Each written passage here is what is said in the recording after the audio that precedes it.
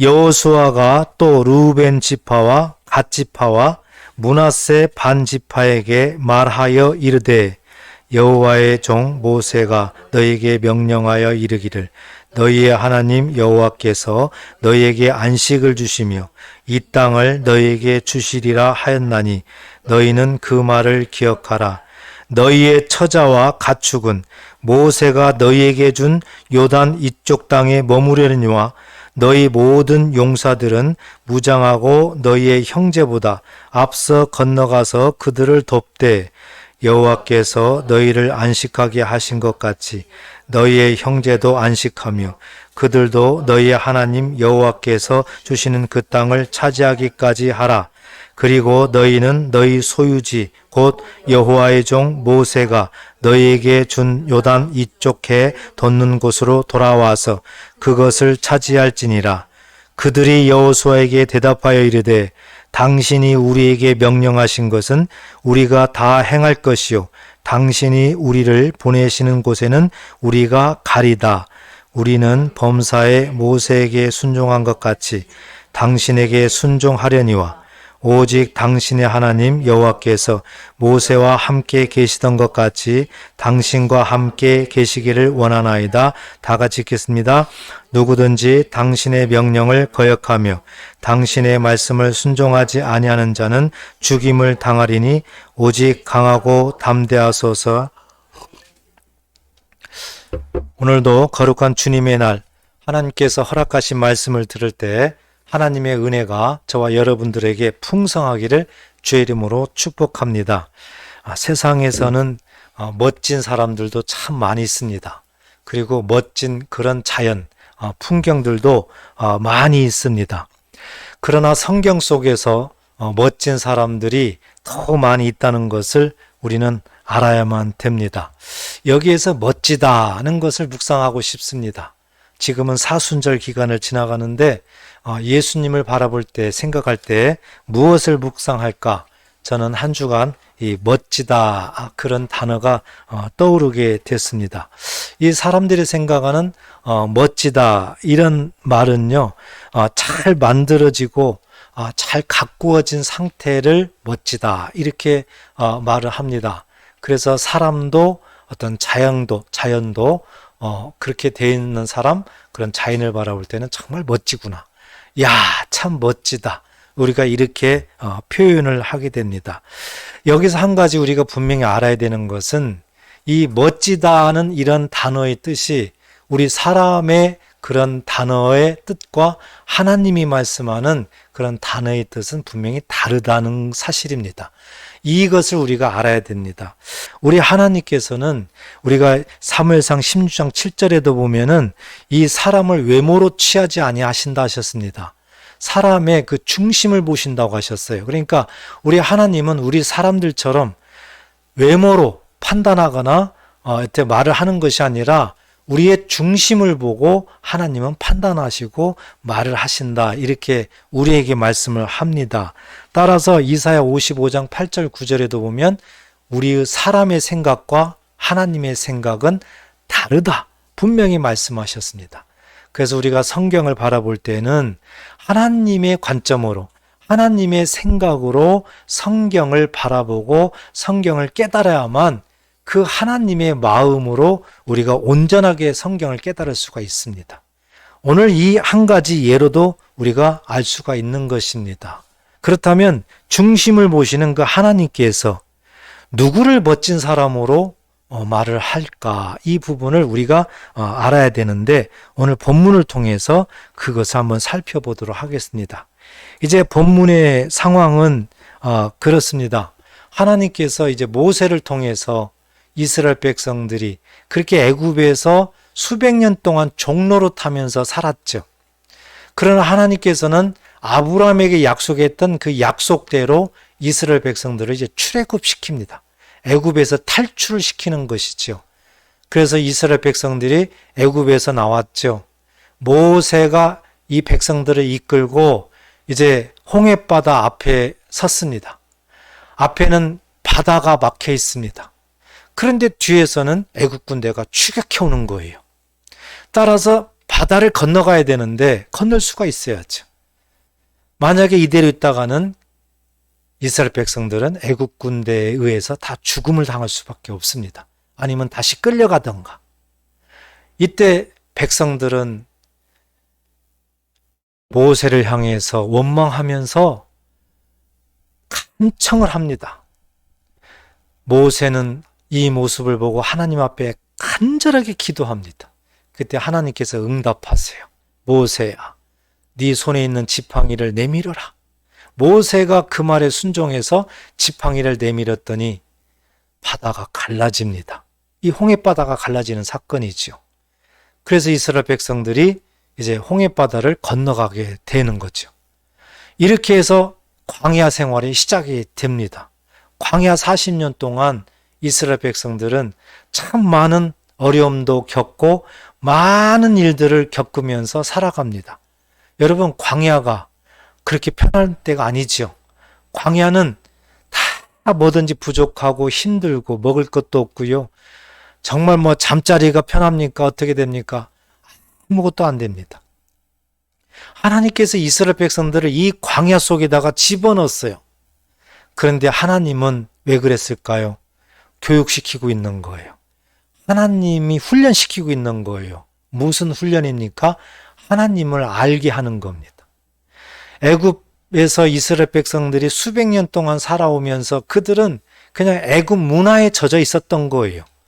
우리처럼 한국에 살면 한국 문화에 젖어 있는 것처럼 하나님과는 상관없이 그냥 애굽의 세상 문화에 젖어 있습니다. 하나님이 이걸 바꿔버려야 되거든요. 바꾸려니 얼마나 힘이 들고 시간이 걸리겠습니까? 40년 동안 이스라엘 백성들을 이제 훈련시키고 교육시키면서 나는 여호와라. 나는 너희를 구원하는 하나님이다. 이것을 계속해서 알게 하셨습니다. 그래서 이제 이것저것 겪으면서 이제 40년이 다 되어 갑니다. 하나님께서는 이제 모세에게 말을 합니다. 모세에게 높은 산에 올라가게 해서 비스가 산이라고 하죠. 거기서 이 가나안 땅을 바라보게 만들고 이제 모세에게 말을 합니다. 모세야, 너는 저 가나안 땅에 들어가지는 못한다. 왜요? 하나님 앞에 불순종한 한 가지가 있었기 때문에 그렇습니다. 그게 물이 나는 사건이죠.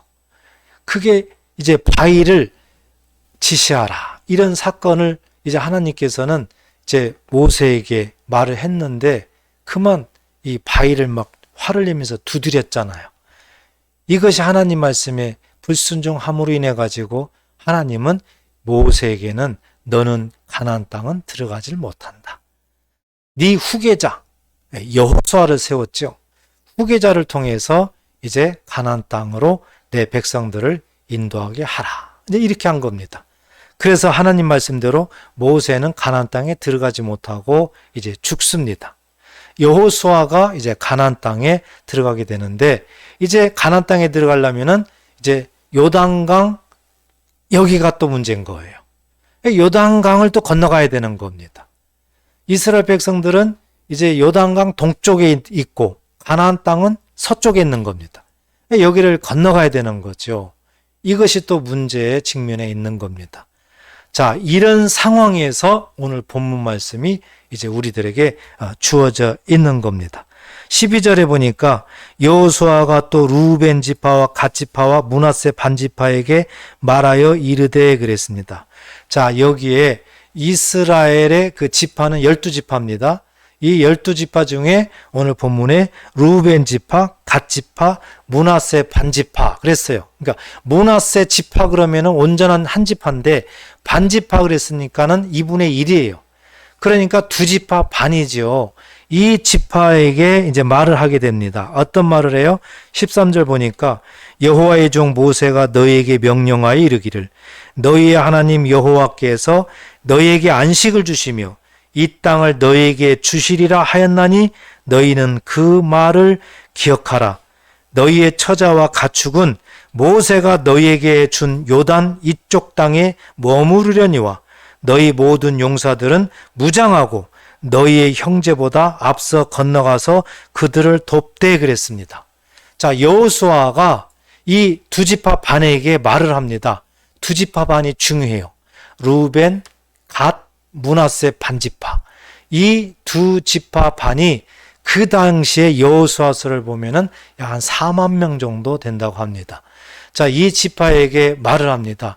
저쪽 가나안 땅은, 우리가 요단강을 건너가는 저쪽 가나안 땅은 하나님이 주신 안식의 땅이다. 안식의 땅이다. 그러니 저쪽으로 건너가야 되니까 너희 두 지파 반, 루벤 지파, 갓 지파, 므낫세 반 지파는 저 요단강을 건너갈 때 너희들이 앞장서라. 왜? 너희들이 모세에게 약속했지 않느냐? 이 말을 이제 여호수아가 하는 겁니다. 자, 그러면은 이 모세와 루벤, 갓, 므낫세 반지파가 무슨 약속을 했었을까? 무슨 일이 일어났는가? 이 부분을 우리가 알아야 되겠죠. 자, 조금 이제 거슬러 올라가면은 이제 민수기에 이 말씀이 나오게 되는데요. 이 민수기에서 보면 민수기 32장 4절 5절 보면 이런 말씀이 있습니다. 곧 여호와께서 이스라엘 회중 앞에서 쳐서 멸하신 땅은 목축할 만한 장소요 당신의 종들에게는 가축인나이다. 또 이르되 우리가 만일 당신에게 은혜를 입었으면 이 땅을 당신의 종들에게 그들을 소유로 주시고 우리에게 요단강을 건너지 않게 하소서 그랬습니다. 자, 이게 무슨 말이냐면 이제 하나님께서 이스라엘 백성들을 가나안 땅으로 들어가기 위해서 마지막 코스, 그 요단 동쪽에 있었습니다. 이때에 여러 나라가 있었는데요. 이제 여러 나라 중에서 아모리 나라가 있었어요. 아모리 나라. 그때 왕이 이제 시온이에요. 그리고 이제 바산이라는 나라가 있어요. 그때는 나라라고 해야 조그마한 어떤 그 지역을 의미하게 되는 거예요. 자, 여기를 지나가야 되는데 이들이 이스라엘 백성들을 지나가지 못하도록 막아요. 그러니까 하나님께서 이 두 나라를 모세에게 붙여줍니다. 그래서 모세가 이제 백성들과 함께 이 두 나라를 점령을 하게 됩니다. 그래서 아모리 왕 시온, 바산 왕 옥이 항복을 하게 되는 거예요. 그래서 이스라엘 백성들이 안전하게 이제 그 지역에 머무르면서 요단강을 이제 건너갈 준비를 하고 있는 거죠. 이때에 이 루벤, 갓, 므낫세 반지파가 아마 자기들 재산 중에 목축이 많았던 것 같아요. 가축들이. 그래서 모세한테 이제 요청을 하게 됩니다. 모세요, 우리는 가축이 많습니다. 그러니까 우리는 그냥 여기에 살게 해주소서. 이 아모리 땅, 바산 땅 여기에 살기가 너무 좋습니다. 여기에 살게 해주시고 우리 이 지파는 요단강을 건너가지 않게 해주세요. 우리는 요단강 건너가기 싫습니다. 이 요청을 모세에게 하는 거예요. 알고 보면은 얼마나 자기들만 위한, 정말 개인주의의 어떤 그 모습이 드러나지 않습니까? 분명히 하나님은 가나안 땅을 안식의 땅으로 주겠다 약속했잖아요. 그러면은 가나안 땅으로 다 건너갈 때까지는 이제 전부 다 합심을 해야 되죠. 12지파가. 그런데 이 지파는 자기네들이 이제 여기에 살고 싶다. 가나안 땅에는 이제 들어가기 싫다.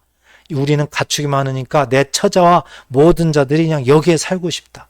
그냥 여기 안주하려고 하는 거예요. 그리고 다른 지파가 어떻게 됐든 말든 상관없다. 이런 거예요. 어찌 보면은 오늘날 이 개인주의가 여기에서 우리가 또 엿볼 수가 있는 거죠. 자, 이렇게 모세한테 요청하니까 모세가 어떻게 했을까요? 그래, 너희들이 그런 생각을 갖고 있느냐? 그래, 그럼 여기서 살아라. 그렇게 했습니까? 절대 그럴 수가 없죠. 왜요? 하나님께서 약속하신 땅이 모세에게는 주어져 있고요. 분명히 이 모세는 가야 되는 거예요. 그런데 모세는 가나안 땅은 못 들어간다고 하나님 말씀하셨죠. 따라서 여호수아가 후계자로 이제 다음 인계를 받은 거죠. 그래서 여호수아가 이제 말을 하게 되는 겁니다. 그래서 여호수아가 너희들이 모세에게 약속한 그것을 너희들은 잊었느냐 그랬잖아요. 그러면 이제 모세에게 무슨 약속을 했을까? 이 부분을 우리가 알아야 되겠죠. 자, 모세는 이 두 지파 반이 우리는 건너가지 않겠습니다. 여기에서 살겠습니다 했을 때 모세가 어떻게 했을까요? 책망했습니다. 엄청 책망을 했습니다. 엄청 책망을 했어요. 자, 민수기서 32장 16절부터 보게 되면 그들이 모세에게 가까이 나와 이르되 우리가 이곳에 우리 가축을 위하여 우리를 짓고 우리 어린 아이들을 위하여 성읍을 건축하고 이 땅에 원주민이 있으므로 우리 어린 아이들을 그 견고한 성읍에 거주하게 한 후에 우리는 무장하고 이스라엘 자손을 그곳으로 인도하기까지 그들의 앞에서 가고 이스라엘 자손이 각기 기업을 받기까지 우리 집으로 돌아오지 아니하겠사오며 우리는 요단 이쪽 곧 동쪽에서 기업을 받았사오니 그들과 함께 요단 저쪽에서는 기업을 받지 아니하겠나이다. 이 말을 모세에게 이제 약속으로 합니다. 그러니까 이 두 지파 반은 무슨 어떤 상황이 있었길래 이렇게 모세에게 약속을 하는 거예요. 우리가 가나안 땅에 들어가서 그 가나안 땅이 완전히 정복할 때까지는 이곳으로 돌아오지 않겠습니다. 이 약속을 한 건데 왜 이런 약속을 했을까? 모세 책망 때문에 그렇다는 거죠. 예, 모세가 무슨 책망을 하셨을까요? 하나님께서 이 일어난 일을 모세가 회상시킨 겁니다. 광야에서 있었던 일을 회상시킨 거예요. 광야에서 무슨 일이 일어났었을까요? 하나님께서 이 이스라엘 백성들에게 12지파의 한 명씩을 택해서 가나안 땅으로 정탐꾼을 보냈어요. 너희들이 들어갈 그 땅을 한번 정탐하고 와라. 그래서 정탐꾼을 보냈습니다. 그래서 정탐하고 이제 12지파의 대표들이 왔어요. 그래서 이제 정탐 보고를 하게 되는 겁니다. 자, 이렇게 했더니 10개 지파의 대표들이 똑같은 소리가 뭐냐면은 우리는 저 가나안 땅에 가면은 죽습니다. 저 가나안 땅에는 아주 거대한 사람들이 네필인 후손 아낙자손 아주 거인 같은 사람들이 살고 있습니다. 우리는 게임이 안 됩니다. 우리는 싸워봤자 그냥 아무 힘을 못 쓰고 그냥 죽을 수밖에 없습니다. 우리는 죽어요. 가면 죽어요. 거기에 있는 그런 포도송이 같은 건 엄청 큽니다. 그건 너무 좋습니다. 그렇지만 우리는 가면 죽습니다. 하고 부정적인 보고를 합니다. 이 소리를 이스라엘 백성들이 들으니까 어때요? 전부 이제 우리는 죽었네. 우리는 죽었네.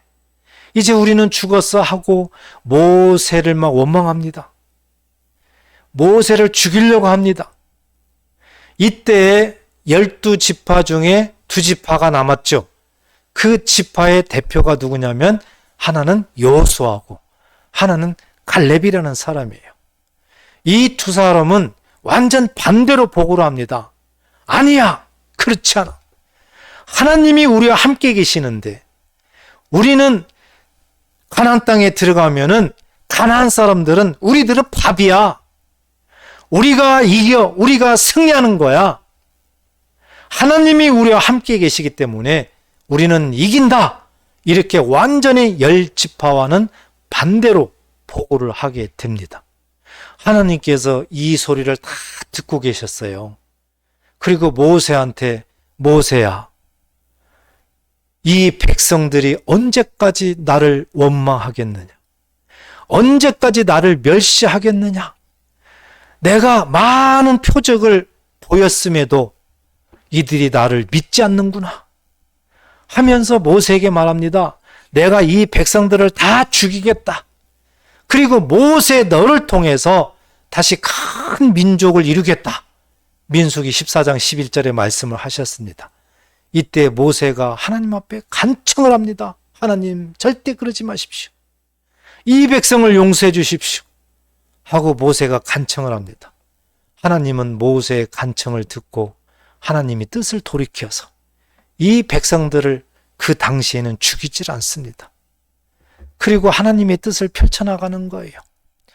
이 광야에 있었던 하나님의 이 일들을 루벤, 갓, 므낫세 반지파 이들에게 말을 하면서 책망을 합니다. 너희들이 이 큰 어려움을 겪고 있으면서도 또다시 하나님을 멸시함으로 또다시 다 멸망시키려고 하느냐? 너희들이 도대체 어떻게 하려고 하느냐? 하면서 책망하고 책망했을 때 르우벤과 므낫세 반지파 이 사람들이 회개합니다. 회개하고 오늘 제가 민수기 32장 16절에서 19절 읽었던 이 말씀처럼 철저하게 회개하고 이들이 모세한테 모세요. 우리가 우리 가족들과 우리 가축들이 살 수 있도록 여기를 잘 만들어 놓고 그 다음에 우리가 앞장서서 요단강을 앞장서서 가서 우리가 앞에서 싸우고 가나안 땅을 다 정복할 때까지 우리가 거기에 머무르고 여기에 돌아오지 않겠습니다. 이 약속을 한 거예요. 이 약속을. 자, 이 약속한 것을 오늘 본문의 여호수아가 말을 하고 있는 거예요. 오늘 본문을 다시 보게 되면 14절에 보면 너희의 처자와 가축은 모세가 너희에게 준 요단 이쪽 땅에 머무르려니와 너희 모든 용사들은 무장하고 너희 형제보다 앞서 건너가서 그들을 도우라 그랬죠. 그러니까 너희들이 그렇게 약속했으니까 너희들이 이제는 요단강을 건너갈 때 앞장서서 건너가라 이렇게 말씀을 했던 겁니다. 따라서 이 말씀대로 이 두 지파반은요 가족들을 다 뒤에 두고 가축들을 다 뒤에 두고 이제 떠납니다. 그리고 요단강 건너갈 때 앞장서서 이제 건너가서 가나안 땅의 원주민들과 이제 싸움을 하게 됩니다. 가족을 두고 떠난다는 것은 쉽지가 않죠. 정말 전쟁에 나가고 있는데 가족을 두고 떠난다는 것은 정말 쉬운 일이 아닙니다. 우리나라도 6.25를 맞이했었죠. 그때 이제 군인들이 다 소집해야 되고 뭐 이렇게 해야 되잖아요. 그러니까 남자들은 다 전쟁에 참여해야 되는 거예요. 어느 연령대가 지나면. 그때 가족을 두고 내 부모를 두고 떠난다는 것은 정말 어려운 일이죠. 그렇지만 떠날 수밖에 없는 그런 상황이에요. 왜? 의무가 있기 때문에. 약속을 지켜야 되는 국방의 의무가 있기 때문에 그렇게 되는 것이죠. 그렇지만 이 두 지파반은 떠나서 결국에는 가나안 땅에 들어가서 엄청난 많은 전쟁들을 일으켰어요. 가나안 땅을 빼앗기 위해서. 여러분, 하나님이 약속한 그 가나안 땅은요, 그냥 하나님이 주셨다 이렇게 쉽게 된 것이 아닙니다. 주셨지만 하나하나 그 곳의 원주민들과 싸워서 빼앗은 땅입니다. 우리가 이 사실을 알아야 돼요. 성경에서는 이 가나안 땅을 영적으로 천국을 상징합니다. 안식의 땅을 상징을 해요. 가나안 땅을 편안하게 빼앗은 게 아니에요. 정말 싸움해서 목숨을 걸고 싸워서 빼앗은 땅이 가나안 땅입니다. 천국을 쉽게 가는 게 아니에요. 천국을 정말 싸워서 이 세상을 이겨서 가는 곳이 천국입니다. 그렇지만 우리 힘으로는 이길 수가 없는 것이죠. 바로 예수님이 십자가의 죽음으로 예수님이 대신 싸움을 하심으로 말미암아 우리가 승리할 수 있는 겁니다. 그래서 우리가 세상에서 승리하고 우리가 예수 믿는 자들은 천국에 간다는 사실입니다. 이 사실을 꼭 믿으시기 바랍니다.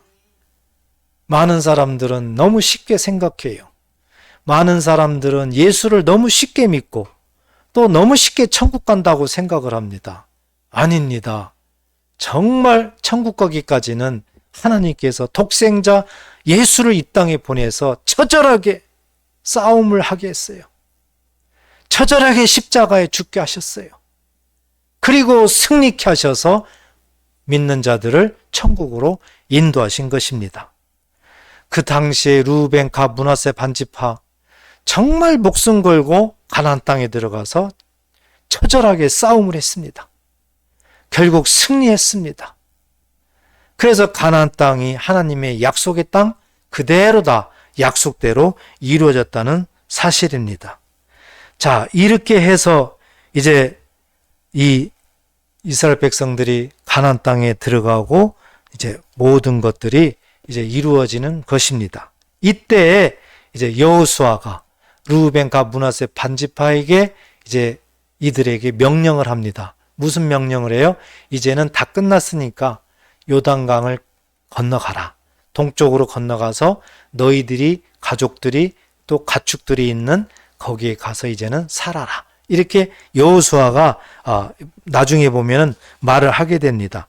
여호수아 22장 1절부터 보면 그때 여호수아가 루벤 사람과 갓 사람과 므낫세 반지파를 불러서 그들에게 이르되 여호와의 종 모세가 너희에게 명령한 것을 너희가 다 지키며 또 내가 너희에게 명령한 모든 일에 너희가 내 말을 순종하여 오늘까지 날이 오래도록 너희가 너희 형제를 떠나지 아니하고 오직 너희와 하나님 여호와께서 명령하신 그 책임을 지키도다. 너희들이 다 약속을 지켰다 이거예요. 이제는 너희의 하나님 여호와께서 이미 말씀하신 대로 너희 형제에게 안식을 주셨으니 그런즉 이제 너희는 여호와의 종 모세가 요단 저쪽에서 너희에게 준 소유지로 가서 너희의 장막으로 돌아가라. 자, 이 말이 이제 완성이 된 겁니다. 제가 굉장히 폭넓게 이제 설명을 했는데요. 이 르우벤 지파, 갓 지파, 므낫세 반지파, 이 지파는 처음에는 자기들 중심으로 생각을 해서 이제 요단강을 건너가지 않고 이쪽에서 그냥 살겠습니다. 이렇게 했던 지파들이에요. 그렇지만 모세의 책망을 듣고 그들은 회개를 했지요. 그리고 하나님과의 약속을 한 겁니다. 그래서 가나안 땅을 다 정복할 때까지는 우리가 가족을 떠나서 싸움을 하겠습니다. 그 약속대로 이들은 그대로 지켰어요. 모세의 말에 순종했어요. 그래서 가나안 땅을 다 정복하고 이제 여호수아로 인해 가지고 그들은 이제 다시 이제 본 가고자 하는 대로 돌아가게 되는 겁니다. 자, 이 모습을 오늘 성경에서 우리들에게 비춰주면서 이 모습이 멋진 사람이라는 거예요. 그러니까 르우벤, 갓, 반지파 이 사람들에게 멋진 사람이라고 하나님이 하는 거예요. 그러므로 하나님이 말씀하는 멋진 사람이라는 건 누구냐? 약속이에요. 약속을 끝까지 지키는 사람. 약속을 끝까지 지키는 사람을 하나님은 멋진 사람이라 이렇게 우리에게 말씀을 합니다. 우리의 생각과는 너무 다르죠. 우리는 잘 가꾸어지고 잘 다듬어지고 이러한 사람을 야 멋지다. 또 그런 풍경, 그런 자연을 보면서 야 정말 멋지다. 이렇게 우리 사람은 말을 합니다. 그렇지만 하나님은 그게 아니라 약속의 말씀을 약속한 것을 끝까지 잘 지키는 사람을 멋진 사람이다. 이렇게 말하고 계시는 줄 꼭 믿으시기 바랍니다. 그렇지만 우리가 이런 모습도 르우벤, 갓, 르우벤 그런 지파들을 보니까요. 처음에는 자기 중심이었잖아요. 나중에는 약속을 지켰지만 무슨 의미입니까? 완전할 수는 없다. 우리 사람은 완전할 수가 없습니다. 그래서요, 이 예수님의 제자 베드로도 보면 정말 예수님을 따라다니면서 예수님 말씀에 잘 순종했어요. 근데 예수님이 죽기 전에 예수님이 이제 붙잡혀야 된단 말이에요. 그런데 그 바로 직전에 베드로가 아주 예수님께 약속한 게 뭡니까? 만약에 예수님이 붙잡혀 가면은, 만약에 예수님이 죽게 되면은 나도 죽겠습니다. 베드로가 예수님이 죽으면 자기도 죽겠다고 아주 막 맹세를 했어요, 맹세. 얼마나 우리가 볼 때는 절대적으로 대단한 그런 제자입니까? 그런데 예수님이 딱 붙잡히니까요, 베드로가 어떻게 한 줄 아십니까? 약속을 완전히 그냥 바꿨어요, 엎었어요. 그래서 오히려 예수님을 막 저주했습니다. 왜? 자기가 붙잡혀서 죽을까봐. 옆에 사람한테 너 예수님의 제자지. 아니야. 오히려 막 예수님을 막 저주까지 했어요. 이게 인간입니다. 약속을 했지만 대부분 사람들은 약속을 지키질 않아요. 르우벤, 갓, 므낫세 반지파 약속을 잘 지켰죠. 그렇지만 완전하지 못했어요. 이게 인간의 모습이에요. 약속을 정말 잘 지켜야 되는 것이 하나님으로부터 멋진 사람이다, 이렇게 말을 듣게 되는데 우리 사람은 한계가 있습니다. 그러나 딱 한 분은 약속을 완전하게 지켰습니다. 그분이 누구십니까? 바로 예수님이십니다. 예수님은 하나님이 약속한 모든 것들을 이 땅에 오셔서 완전하게 지키셨습니다. 꼭 믿으시기 바랍니다. 요한복음 19장 30절에 보니까 예수께서 신 포도주를 받으신 후에 이르시되 다 이루었다 하시고 머리를 숙이니 영혼이 떠나가시니라. 예수님이 십자가에서 이제 십자가에 매달렸어요. 이제 십자가에서 이제 바로 죽기 직전이에요. 그때 예수님이 하신 마지막 말이에요. 다 이루었도다. 여기서 다 이루었도다는 뭡니까? 하나님께서 이 땅에 약속하신 그 말씀 하나를 예수님이 이 땅에 오셔서 손수 다 이루신 겁니다. 십자가를 통해서 완전하게 다 이루신 거예요. 오직 약속을 완전하게 이루신 분은 예수님밖에 없는 줄 꼭 믿으시기 바랍니다. 그 예수님이 우리의 구원자이세요. 그래서 우리가 예수님을 믿는다는 얘기는 약속을 우리도 지킨다는 뜻이에요.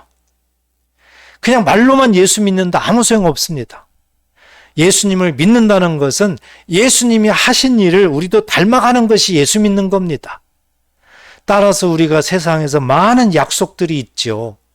그 약속들을 우리는 예수님처럼 귀히 여기고 할 수만 있으면은 약속을 지켜야 되는 거예요. 약속을 지키려고 노력해야 되는 거예요. 그것이 예수 믿는 거예요. 그래야 하나님께 너는 참 멋진 사람이다, 이렇게 우리들에게 칭함을 받을 수가 있는 것입니다. 사랑하는 성도 여러분, 우리는 하나님과 관계가 약속으로 되어 있는 거예요. 예수님이 이 땅에 보내셔 우리를 구원하겠다, 약속으로 되어 있는 거예요. 그 약속을 이루기 위해서 예수님이 오셨고 예수님 십자가에 죽으셨고 또 게다가 하나님께서 그 약속을 완전히 이루겠다는 그 뜻을 펼치기 위해서 갈라디아서 3장 13, 14절 보면 그리스도께서 우리를 위하여 저주를 받은 바 되사 율법의 저주에서 우리를 속량하셨으니 기록된 바 나무에 달린 자마다 저주 아래 있는 자라 하였습니다. 우리는 다 저주 아래 있어요. 그렇지만 그 예수님이 그 저주를 가지고 십자가에 죽으셨어요. 나무 아래 달린. 그래서 우리는 예수를 믿으면 그 저주에서 해방되는 겁니다. 그리고 하나님께서 약속하셨어요. 그런 자들에게 14절. 이는 그리스도 예수 안에서 아브라함의 복이 이방인에게 미치게 하고 또 우리로 하여금 믿음으로 말미암아 성령의 약속을 받게 하려 함이라. 아멘. 바로 약속, 그 약속을 끝까지 이루기 위해서 성령을 보냈다는 겁니다. 그러니까 믿는 자들에게 주시는 하나님의 선물이 성령이죠. 이 성령은 하나님이 우리와 약속한 이 약속을 끝까지 지키겠다는 약속의 증거입니다. 성령께서. 그러니까 우리는 이 약속으로 맺어진 관계예요. 하나님과의 관계가. 따라서 세상 살면서 약속을 우리는 잘 지키는 사람이 되어야 된다. 이 약속을 잘 지킬 때 하나님의 기쁨이 되고 하나님의 약속이 이루어지고 하나님께서 우리에게 너는 참 멋진 사람이다, 이렇게 칭함을 받을 수 있다는 겁니다. 오늘 말씀대로 우리가 이 사순절을 지나면서 무엇을 마음에 담을까? 나는 멋진 사람이라고 칭함 받고 싶다. 왜? 예수님이 약속을 다 이루신 멋진 사람이었으니까. 우리도 예수님을 닮아가야 되니까. 꼭 멋진 사람이 되셔서 하나님 앞에 기쁨이 되시고 또한 앞으로의 모든 삶의 그런 모습들이 멋진 삶이 펼쳐지시기를 주의 이름으로 축복합니다. 기도하겠습니다.